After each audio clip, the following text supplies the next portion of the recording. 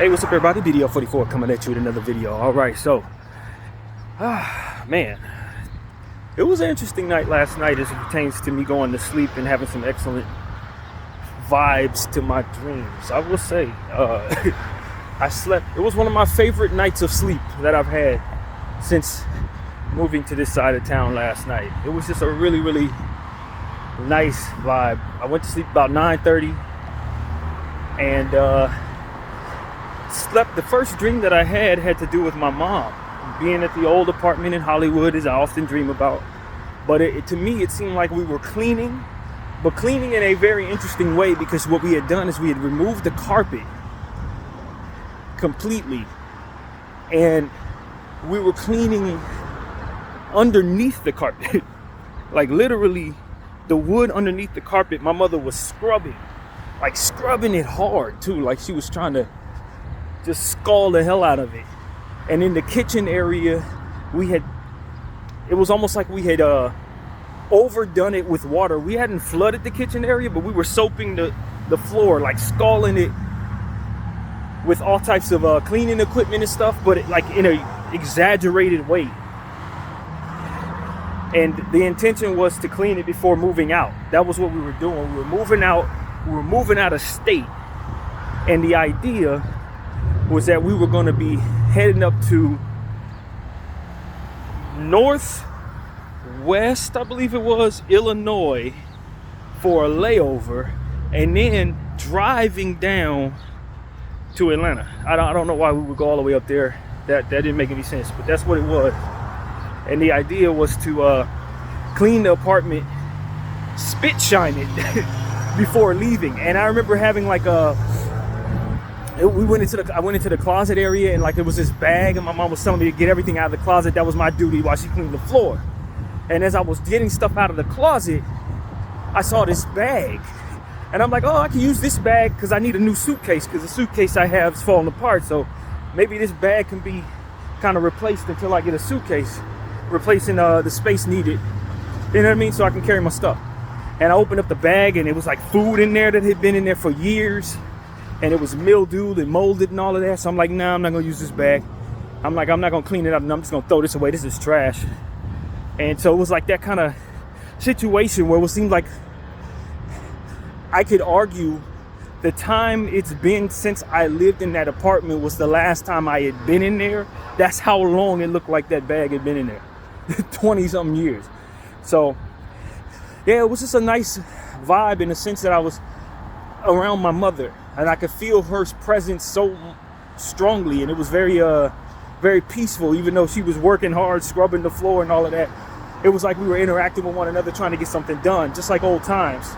And we were going to get on a plane just like old times and go across the country and all kinds of different stuff. That I remember times like that. We were prepared to go to the airport because we had to get up at like 3 in the morning to the flight, so we can catch the flight at like 5. I remember stuff like that. So that's what that dream reminded me of. But I just thought it was specifically strange how hard we were cleaning, and what exactly she was doing with the floor. I don't know the significance of that. And then I woke up, quick bathroom break, went back to sleep, and it was almost like the dream continued, which is something it's the third time this happened since I lived on this side of town.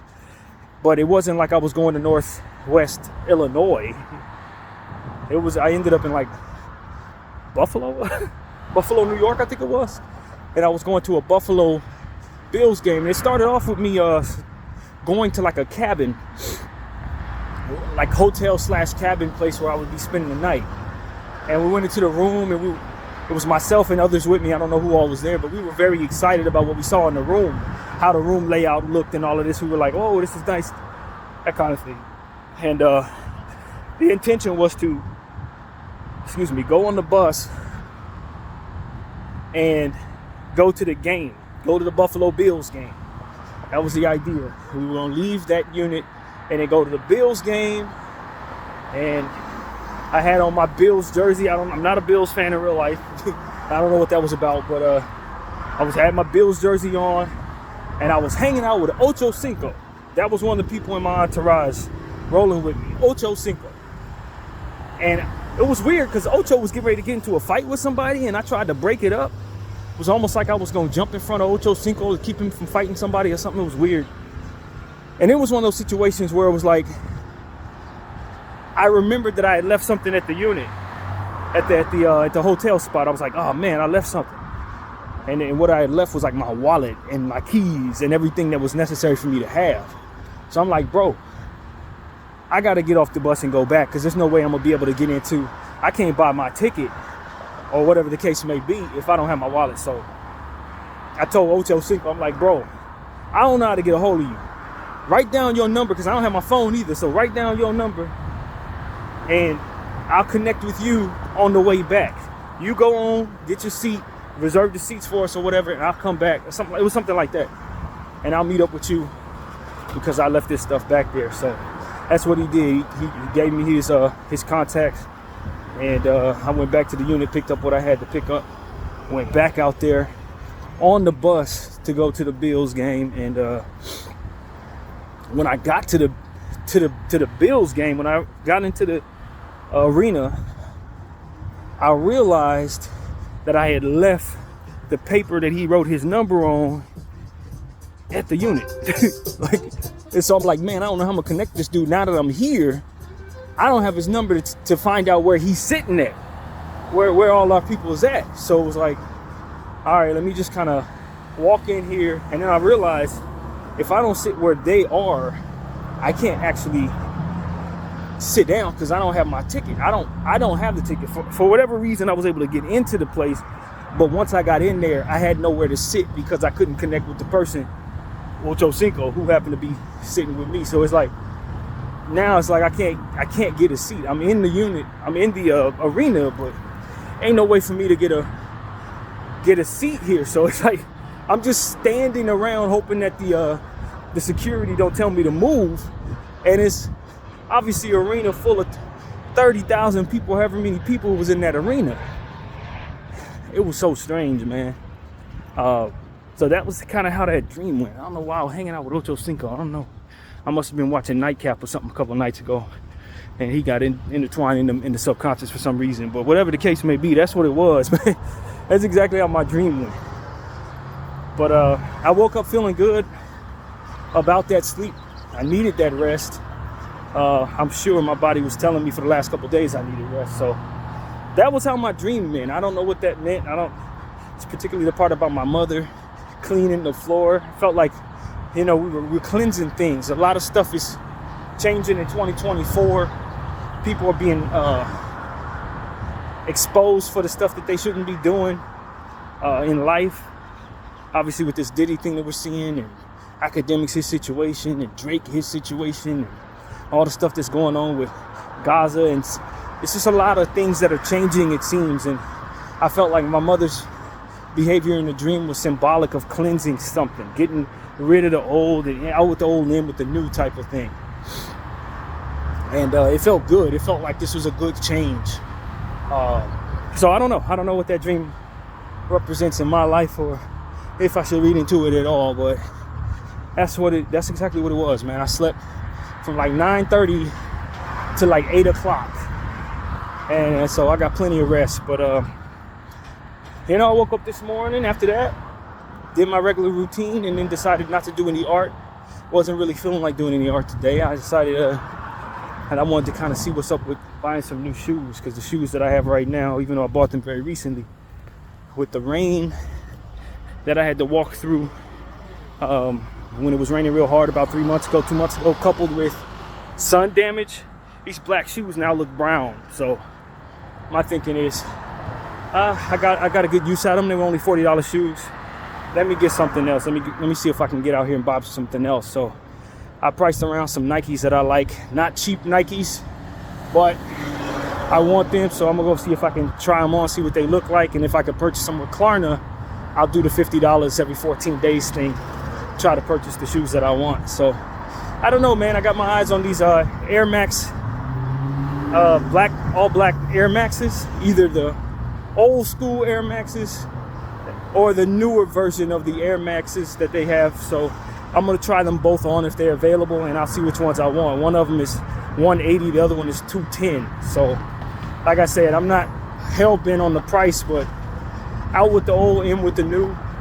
And I want to walk around in style, man. I really do. I'm sick of walking around in just flat $40 shoes that I have to keep replacing every 30 days any damn way, it seems. So probably not the purchase that you would want me to make in my circumstance, but I haven't bought myself anything like this in a very long time. And you know, it's one of those situations where I really don't particularly care, man. I've been winning all types of battles, not buying any weed, barely doing certain things. So it's like I'm gonna treat myself if I can. And I said a prayer about it too. I'm like, you know, if this is not what I'm supposed to have, and keep me from it. And if it is something that you want me to have, then make it so that it's not a problem for me to get it. So that's really the attitude, man. I've been thinking about buying new shoes, looking at these ugly ones on my feet. I walk around all day long in the same shoes every day. I want some shoes that look good. If I'm gonna walk around like this, I need to get some look good, feel good shoes. And if they don't feel good, I'm not purchasing them. That's why I'm not buying them online. Because I could have very easily done that, but if they don't feel good, if they're not wide enough for my feet, I'm not dealing with them. So that's really what it is. I'm just gonna attempt to go down to one of these 3 shoe stores in Hollywood that I know of and see if I can try those shoes on, see if they look good, see if I can get them through Klarna at the store. If not, then I'll order them online, but at least I know what they look like and feel like before purchasing them. That's really what it's about. So got 2 Foot Lockers I can go to. One over there by the Target that I like to go to on Sunset. The other is right outside of Hollywood and Highland, right up above the train station. So I usually walk past them each day. And then there's a warehouse shoe store across the street from the Target over there on Sunset as well. So I figured I'd make my way around those places to see what I can do there. And find myself some shoes, man. Try to get myself something I can use for myself. And so that's really what it is, man. Just want to treat myself to some nice kicks, man. I ain't really too much on buying too much every so often. I might get myself some jeans in this era of my life, or a shirt or something like that, but I'm generally walking around in the same damn shoes every day. And these things have gotten all the wear out of them that I'm gonna accept at this point. They look terrible. They are brown at this point, as y'all can see. Plus, to be honest with you, they ain't never really been that comfortable. These shoes are terrible for walking around in long term. And so my thinking is, let me get something that I like, not only feel good, but look good to me. A style that I've always enjoyed, those Air Maxes. So if they got them and I like what they feel like, I will try to sort out a deal there. I ain't forking over $200 today, but what I can do is give them 25% of that and then set up the Klarna deal and just live with it, man. So that's my intention. We'll see what God wants to do, but that's really it, man. As far as everything else, man, I've been paying attention to the Diddy conversation, you know, watch the footage, listen to everybody talk about it, and I just asked myself, how many of these people are beating up on their women? So some of the ones who were so condemning of him, I know they go home and they are worse human beings in some cases. I know they're hypocrites and would not care if this wasn't released. Some of them might have known he was like this, might have even seen him behave a certain way, but were never gonna say nothing until it was popular to do so. I'm sick of that type of energy in my circumference. But it is what it is. People are bankrupt morally, and they understand they're dealing with people who are bankrupt morally, so they'll go along and get along and do whatever they want to do until it's unpopular to allow that, and they appalled and all this other type of fake energy that it ain't real, man. So it's a godless earth, man, and I believe that having been shown that God is real, I believe that it's just a matter of time before he really shakes up this earth in regards to that type of energy. Because people just doing whatever they want to do. They allow for whatever they want to allow. And like I said, they get appalled, just absolutely just up in arms about stuff when it makes sense for them to behave that way. It's not represented by actual feelings. Like I'm watching academics condemn Drake, as if he ain't been listening to Drake do this, as if people haven't been having these conversations about Drake in regards to taking people's girls, all of that. He act like he ain't never seen none of that until it makes sense to do so.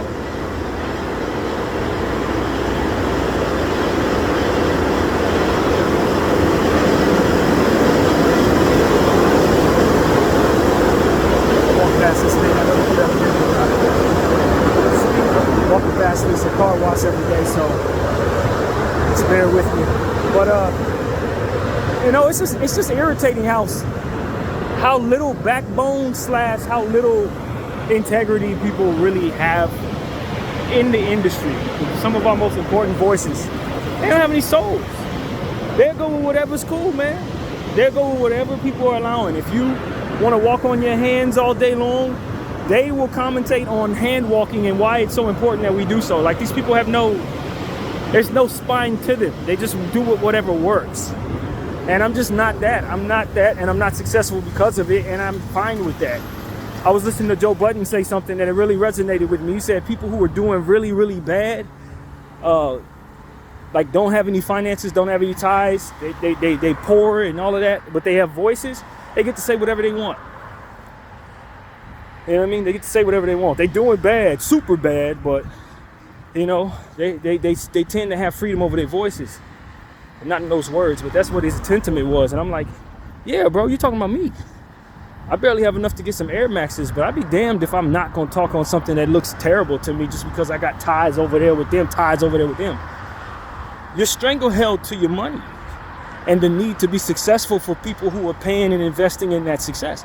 I'm not stranglehold to those individuals, and that's the leverage I have in my life. You know what I'm saying? It's my leverage.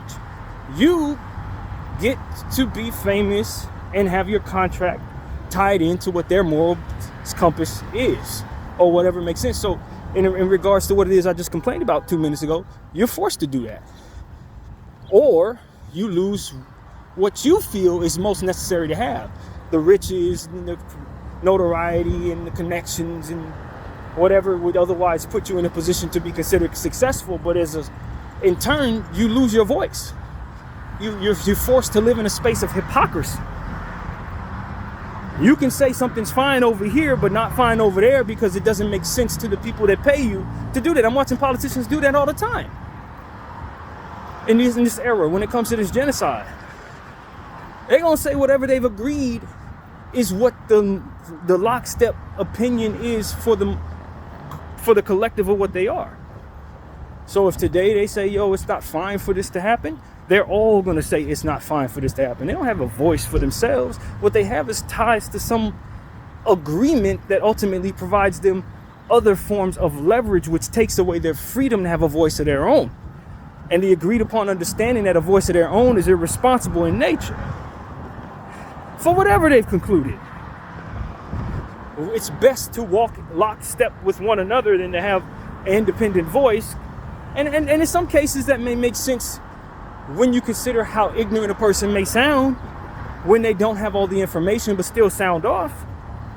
But on the other half of that is like when I know something is wrong and I can't speak up on it because it's not supported by my investors, I realize that I'm not necessarily free. I may look as if I'm successful.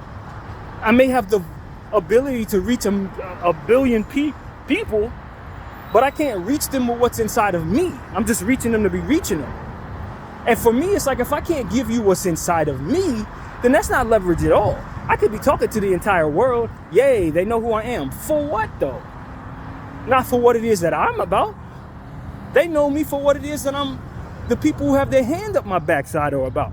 I would be a puppet to them. So all they see is my image. They don't get my essence. You know, we want to always say that, sound off of what Martin Luther King said about, judging people by the content of their character. But if I can't display the content of my character based on my political agreements, then what character do you know that I have? If I sound like the same guy who's doing whatever the hell he's doing. For example, if I'm in a conglomerate agreement, political agreement with Puffy, he's going to say the same things that I'm saying, but he goes home and he beats the hell out of his wife. And we don't have the same moral compass. We don't have the same What makes him tick don't make me tick. But because we're together in our group thinking and we want everyone to understand that we're on the same page, he's going to be sounding like me and I'm going to be sounding like him. It's like, yo, that you don't know who I am. You just see my face. You just see my represented image. And if the world can't see who I am on the inside, that doesn't hold any weight to me and shouldn't hold any weight to anyone else. If I can't give you what's actually in my spirit, and if I can't be accountable for my own mistakes and take merit for my own triumphs, then the leverage that I get from being famous doesn't actually provide me any essence. It's not real. I'm just another face. They could take another person, replace me, and do the same thing with him, say the same things there. It's like, you are not known. Your face is known. Your image is known. Your essence is not. And a lot of people, they've allowed this world to tell them there's value in that. They've allowed this world to make them believe that there's value in that. There's no value in that, fam. You're not really you. You're whatever they tell you to be. So you're not actually famous. You're just known as an image and a face, a model. You're an actor. And your essence isn't actually understood. So it's like, for those who have voices in this world but don't actually speak for themselves, whatever you consider you getting out of that is not really something that I want. You get to go everywhere, people get to know you, kiss your behind, but kiss your behind because they think you're one thing that you're actually not. You're not actually you. So the energy that you're taking on is fake. It's relied upon you being something that you're actually not. And whatever you actually are is unknown. So when you get exposed for what you actually are, people then turn around and give you the energy that you were always doing the whole time. Only this time, you have less privacy when it comes to your transgressions. Because now everybody who thought they knew who you are upset at the fact that they never knew who you were, and who they thought you were was not who you are. So now you are a betrayer to many. Why would I sign up for that? Why would I sign up for that? So I just think that we're in a world where people have been taught how to want the wrong things in a lot of cases, instead of understanding what leverage comes from just having the freedom to speak on whatever it is you want to, in whatever form you want to. People instead are choosing to be puppets, choosing to value being a puppet. It's just like I said about the Lakers in a entirely different way. It's like they're striving for an opportunity to see a player retire in their uniform, but the way their business is set up is if that player retires in your uniform, he's worth half of the value of your team.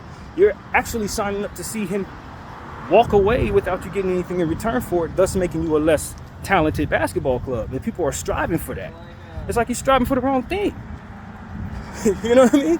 I don't want this guy to retire. I want to trade him to another team so that I can get back what he's worth, so it can sustain past the expectations of what he would otherwise provide. I got a team to run for 70 years. He only has 3 more years to play. Why do I want him to dissipate into nothing? It's essentially been my argument with that situation. So it's like, this is a similar type of thing in my book. It's a sense you're wanting something that doesn't actually benefit you, doesn't benefit you in the long run. It isn't even really something to want.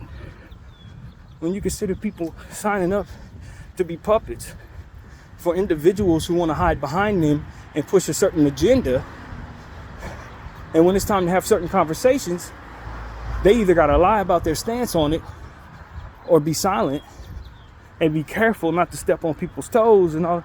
It's like, man, I'm not interested in stepping on people's toes, but I'm also not interested in suppressing my own voice in the name of not.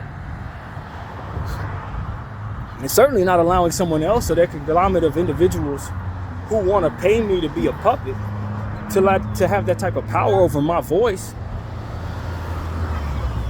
Because when it's time for me to have conversations that are real, I want to have them.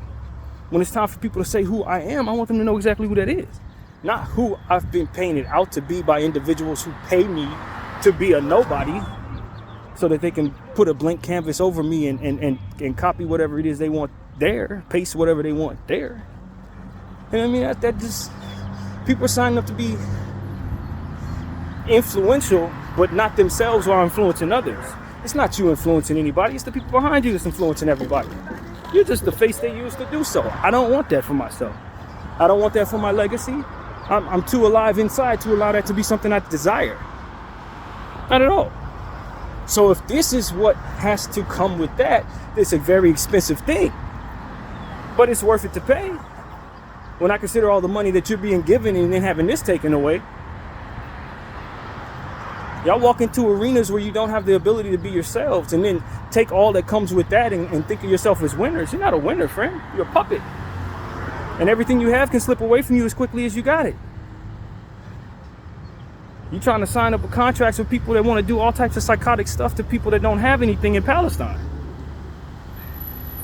You know, and you're afraid to speak against what it is they do. And a bunch of corrupt individuals who don't have a soul at all, you want to align with them. They call yourself successful. What is your success represented in if not for your suppression? You got chains on, friend. Very expensive chains that bind your mouth, your arms, your ability to reach people in a way that absolutely represents yourself. And a lot of people don't have nothing to offer, so that's fine. You see what I'm saying? They don't really have anything inside of them worth giving anybody else. They're just a bunch of individuals who are moved by desire and urges and greed. They don't have any substance to them. So for them, that's a good deal because they don't have nothing to give any damn way.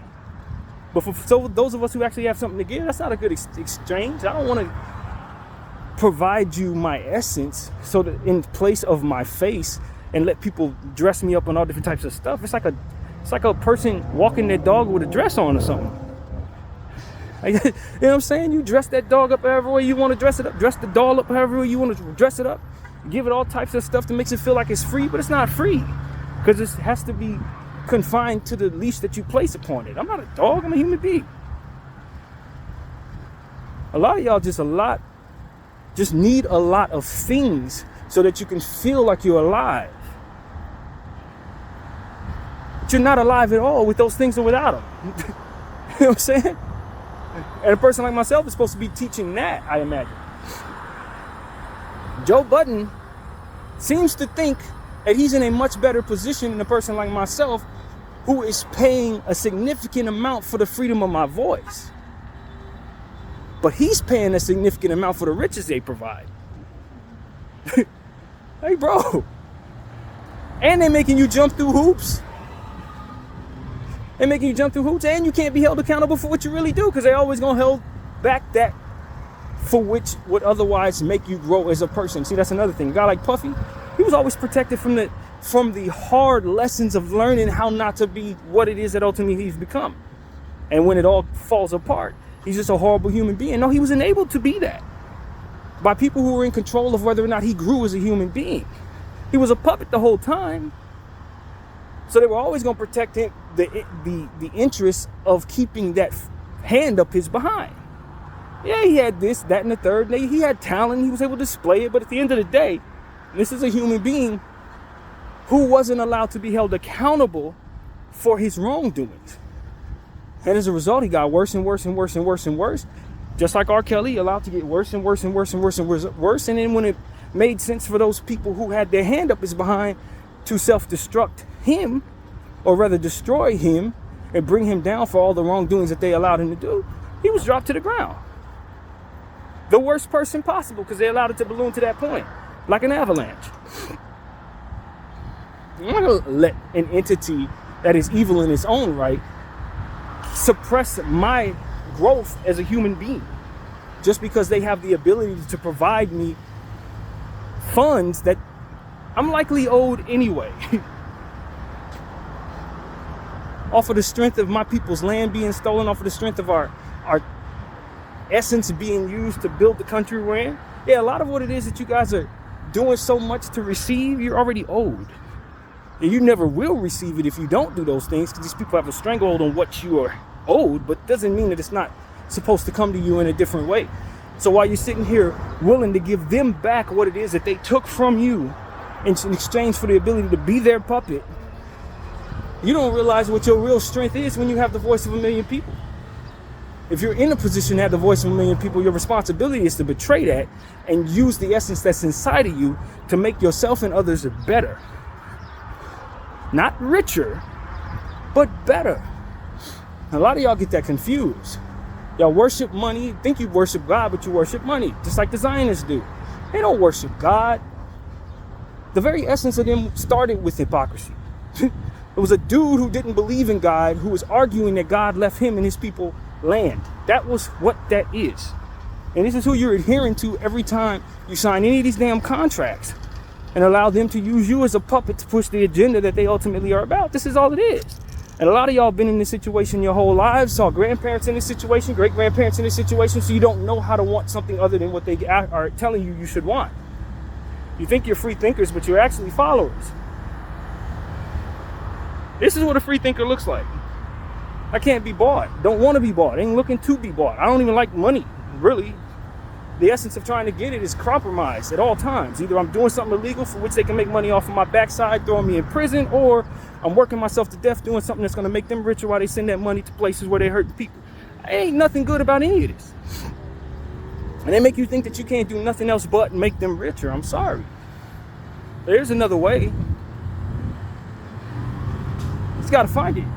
And if we're too busy following them and all the different stuff that they want us to do and continuing to be puppets and stupid for them, mind you, stupid for them, which is what they want us all to be, by hiring puppets and then putting them in our faces and telling us this is who we want to be, then we're going to continue to find ourselves in positions where generation after generation things get worse and worse and worse, and they keep pushing the envelope on what they will allow versus slavery, and it's genocide. No, God knows what they're going to do next if we continue to keep on wanting what it is they tell us to want and keep on believing that wealth is what it is that they define it to be, as they continue to take away the essence of what it is that freedom of a voice can actually provide.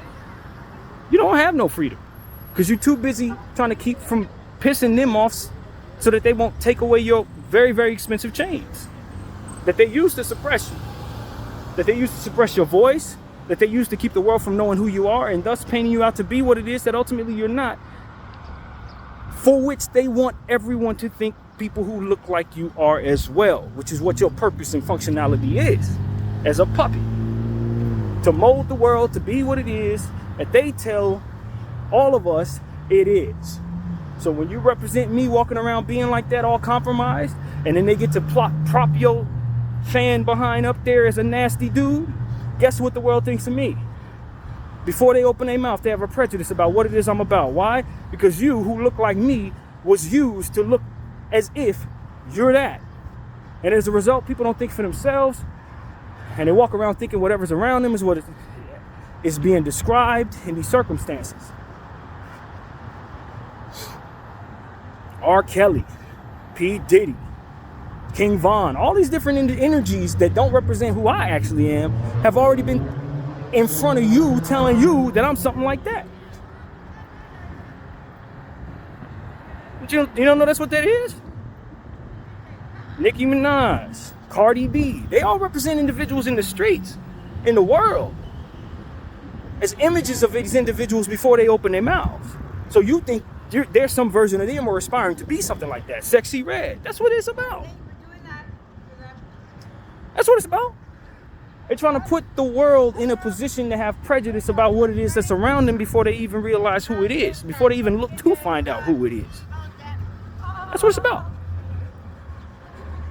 Images that are supposed to describe to you your responsibility to either trust or mistrust the images around you. Taylor Swift's supposed to be this wonderful, easygoing white woman. If they would have made her into a image of somebody shooting off guns and doing drugs and all of that, and continue to bombard us with those images of these individuals who look like her, every time we see a girl that looks like her, that would be the thought we would have.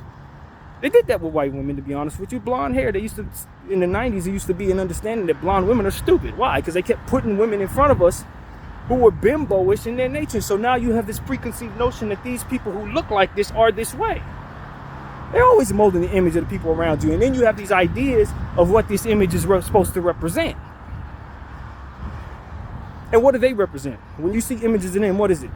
Lawyers, doctors, clergy people, kind, soft-talking individuals, None of the stuff that actually represents what it is that they're trying to do to the world. Manipulate, steal, selective humanity pushers, individuals that live in hypocrisy on a daily basis and don't care about the lives of some, but deeply care about the lives of their own. It's like, this is who they want you to think they are not. They're going to paint me out to be a thug, paint this person out to be this, paint them out to be illegal that, all kinds of different stuff. And they paint themselves out to be some of the most prestigious. Hey, thieves. Thieves. Manipulators of realities around us. That's what they are.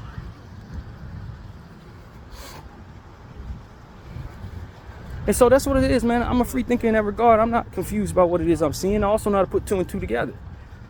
It's not rocket science, but it is very complicated for those of us who are wrapped up into the rhythm of thinking in the way that they want us to think. I need to get this. I need to do that. If I don't do this, this is going to happen. But you never adhere to a God that can serve you the beauty of things for just doing things the right way. You know what I'm saying? Y'all more interested, and I take this from somebody else, y'all more interested in being fearful of what happens when you dance with the devil. If you don't dance with the devil, than you are about what happens when you do dance with angels. It's two sides to the coin. You could be a bad person and get the consequences that come with being bad, or you can be a good person and get the consequences with being good.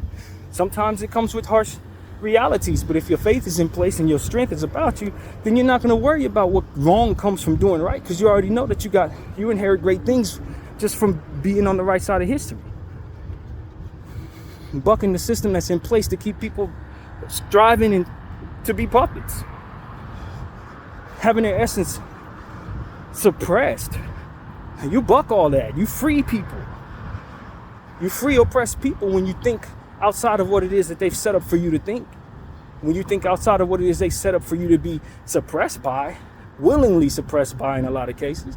I'm not willingly suppressed by any of this. Not if I can help it. And as I awaken to more understandings of how best to free myself and others, I continue to use my voice to do that. You may say I'm doing bad, but I just see it as me paying a hefty price to keep my voice. It's leverage, buddy. If you take what they have to give you, that leverage goes to them. If you leave it on the table, that leverage stays with you. And then it's just about mental edge. How strong are you? You've seen images of small animals being able to push big animals away with their intensity and strength of their mind. And of course that dog can tear that little cat up, but that little cat has more heart. So therefore, that's when it becomes a conversation after that. If you have your own leverage, you know who you are, then it's just about how much gall and how much strength you have within you. A buck a system that's weak, it attacks the weak. Why am I afraid to buck it? I'm strong. What am I afraid of? I don't need anything it wants to give me. I don't desire any of the things that it tells me I should want. I'm not following others off the same cliff that they're all dying off of. Why? You know what I'm saying? What do I need that they give me? Nothing. I don't need nothing they have. Don't want nothing, don't need nothing, ain't looking for nothing. So now what? What you gonna tell me not to say? What can you do? Then you gotta use what it is that you control to suppress me. Or otherwise, I'm running free. And I'm freeing others along the way. And I'm driven by the same thing you say you are. Something greater than self. But only there's no hypocrisy attached to that, because I actually believe in God. So he powers the rest of the energy. That for which makes you feel like you have to control everything, your lack of faith, helps me understand that I can fall back into understanding that there's a God and let him control everything. And most importantly, not allow you to. By way of what I would be complying in regards to. So, yeah, man, that's really what it is. They hate strength. The example of an adherence to a God that isn't them. They hate all of that. They need to get rid of that because it deteriorates their strength, their leverage over people. They need you to believe in things. They need you to believe in the idea of being famous without actually showing your essence. They need you to believe in all different types of stuff that ain't going to allow you to be you, but still feel like you have everything in being that way. I'm wealthy. I got a big house. Yeah, but they're watching you 24/7. You don't have no say so over nothing. You can't even speak on the wrongdoing that you see that traumatizes your eye drives, your eyeballs. You see dead kids in your phone. You can't even say nothing because the people who support this have control over my contract, and the world is too big to dare step on those who control it. That type of stuff. It's like, man, I'm not worried about all that. If they want to be held by the merit of respect, then they will start behaving respectfully. As long as they continue to show their backsides, like they don't care about people just because they look a certain way, then they're not going to have the respect of someone with leverage who don't need anything that they're offering. It's all cursed any damn way. Like, think about it. Look at what they're doing, and then you're going to take what they're offering you? Make it make sense. Like, that's the type of stuff that is just clear to me that I don't think it's clear to a good majority of the people who are paying attention to this. These people are cursed. They're killing children. I don't need to, not only do I not need to adhere or respect them, but it's my responsibility to oppose them for what it is that they're doing. Because I adhere to the God that didn't appreciate what they did. Killing children, wiping out innocent people in the name of their own self-worth or what have you. All of that is evil. And so if I believe in a God and hear a God and fear a God, I'm not looking to see who to the left of me, to the right of me agrees with that. That's fear of man. Man can't save himself. I'm adhering to a God above him, and I'm telling you that energy that they're engaging in is hypocrisy in and of itself, because at the same time they say they believe in God, but then turn around and do godless behaviors. So what is it that you think you're supposed to receive from the real living God for adhering to them, fearing them, or let alone obeying them? But the same curse upon you that they are under. Generational curses are being manifested in these people. Sufferings that are going to long exceed the times that they're in because of the behaviors that they do. You talk about generational curses, people are generating that now by being silent, by being complicit, by being aggressive in the name of that energy. People are going to suffer for that for generations to come.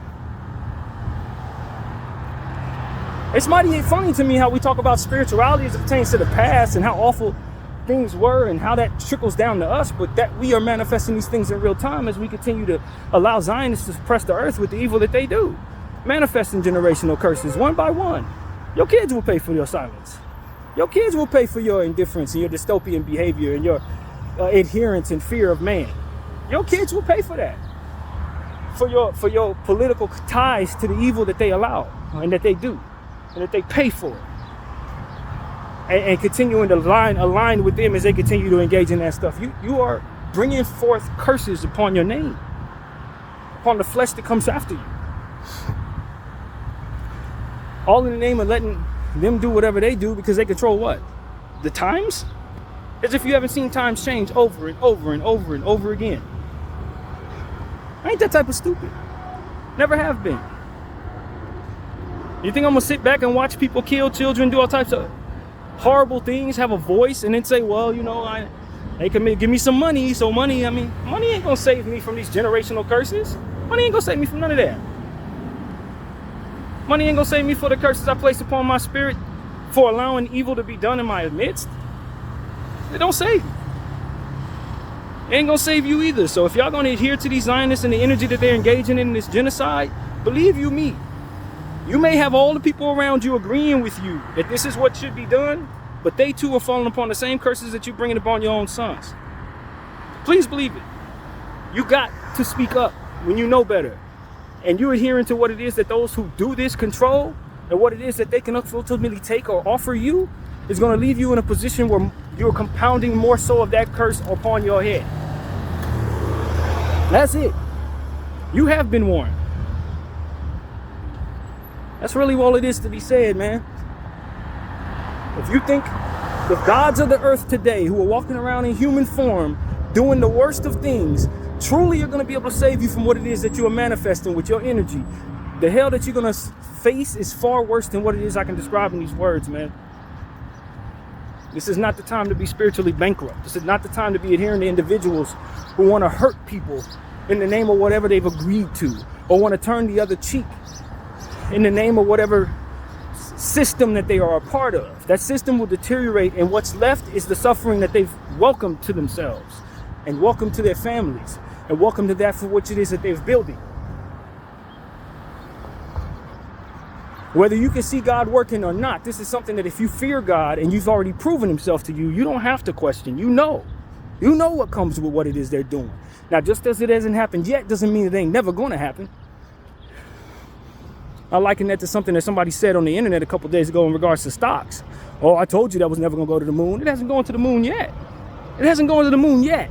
It don't mean that the corruption that these people have been engaging in is not going to be answered with force. It just means that it ain't happened. If somebody told you exactly when something was going to take place, you're not going to sit up before it happens and say, yo, it's never going to happen. You're going to say it hasn't happened yet. And that's what faith is all about. You know something's coming. God always responds. But the question is, are you going to be as naive as to think that he's never going to respond because it hasn't happened yet?